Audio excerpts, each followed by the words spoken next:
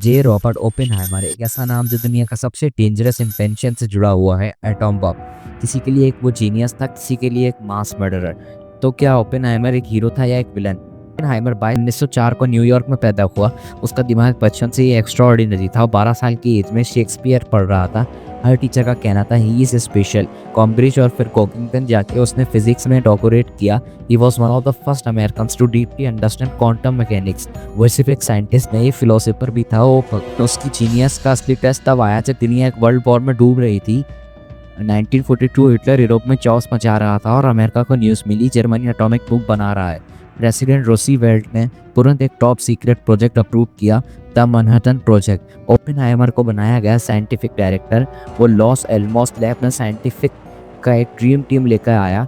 इस प्रोजेक्ट में 13 लाख से ज़्यादा लोगों ने काम किया। $6 बिलियन से ज़्यादा पैसा लगा, लेकिन सबसे important was time ticking. Oppenheimer ने ऑलमोस्ट इम्पॉसिबल को पॉसिबल बनाया, थ्योरेटिकल फिजिक्स को प्रैक्टिकल बॉम्ब में कन्वर्ट किया और 16 जुलाई 1945 को ट्रिनिटी टेस्ट हुआ, दुनिया का पहला न्यूक्लियर एक्सप्लोनेशन। उस मोमेंट पर ओपेनहाइमर ने कहा, now I am become that the destroyer of the worlds. वो खुद शौक था, ये इन्वेंशन कितनी डेंजरस थी उसे अब पता चला। 16 दिन बाद 6 अगस्त 1945 हिरोशिमा पर बॉम्ब गिरा दिया गया। उसके बाद 9 अगस्त को नागासाकी पर भी। लाख्स ऑफ लोग एक पल में जलकर राख बन गए। बिल्डिंग्स मेल्टेड, शैडो वॉल्स पे चिपक गई। जब ओपेनहाइमर ने प्रेसिडेंट ट्रूमैन से मिले, उसने सिर्फ इतना सा कहा, Mister President, I feel I have blood on my hands. Truman गुस्सा हो गया। उसने अपने स्टाफ से कहा, I don't want to see that cry baby scientist again. Oppenheimer ने एक साइंटिस्ट की ड्यूटी निभाई थी, लेकिन उसका मॉरल कंपास उसे टॉर्चर कर रहा था। वॉर के बाद ओपेनहाइमर अमेरिका का हीरो बन गया। मीडिया ने उस फादर ऑफ एटॉमिक बम का टाइटल दिया। वो टॉप एडमिनिस्ट्रेटिव बोर्ड्स में था, लेकिन एक प्रॉब्लम थी, ओपेनहाइमर ने अब बॉम्ब के खिलाफ बोलना शुरू कर दिया था। उसने हाइड्रोजन बॉम्ब को ओपनली अपोज किया। उसने कहा, we done enough, bomb is just a mass destruction. ये बात अमेरिका को पसंद नहीं आई। उसके कम्युनिस्ट फ्रेंड और पास्ट कनेक्शन निकलने लगे। 1954 में यूएस गवर्नमेंट ने उसका सिक्योरिटी क्लियरेंस कैंसिल कर दिया। एक हियरिंग में उसकी करेक्टर एसोसिएशन हुई।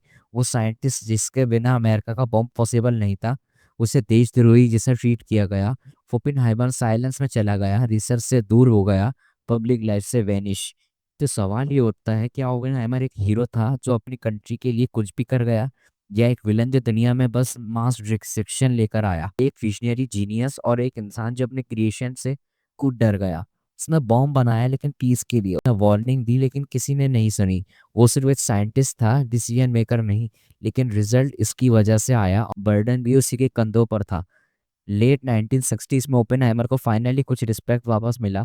1963 में प्रेसिडेंट लाइडन जॉनसन ने उसे एनरिको फेर्मी अवार्ड दिया, साइंटिफिक कम्युनिटी का हाईएस्ट ऑनर। जब लेकिन तब तक उसकी हेल्थ बिगड़ चुकी थी। 1964 में कैंसर की वजह से उसकी डेथ हो गई। आज भी न्यूक्लियर वेपन्स बन रहे हैं, 13,000 प्लस बॉम्ब्स हैं। ओपेनहाइमर की स्टोरी हमें इसे साइंस का पावर नहीं बताती, बल्कि रिस्पॉन्सिबिलिटी का वेट भी दिखाती है। एक इंसान दुनिया को बदल सकता है, लेकिन कभी कभी वो चेंज इरिवर्सिबल भी हो सकता है। शायद वो एक जीनियस था, शायद एक मॉन्स्टर था, लेकिन इससे पहले वो एक इंसान था।